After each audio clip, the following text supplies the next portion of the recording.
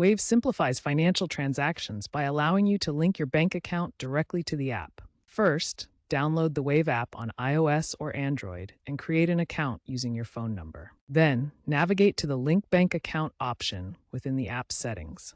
Wave uses secure APIs like OAuth 2.0 to connect to over 500 banks globally, ensuring your sensitive data, such as passwords, are not stored. Instead, Wave uses tokenized access to establish a read-only or read-write connection to your bank, giving you control over your financial data. The entire linking process typically takes just 5 to 10 minutes, so you can start transacting quickly and securely. After connecting your bank, Wave requires identity verification to comply with KYC regulations. This involves uploading a government-issued ID, such as a passport or driver's license. Complete biometric checks like a fingerprint or facial scan via the app's camera. You'll also need to provide proof of address, such as a utility bill. For business accounts, additional documents like tax IDs may be required. Wave uses AI-driven automation to speed up the verification process, completing it in seconds in most cases, though manual reviews may take up to 48 hours for more complex situations. Once verified,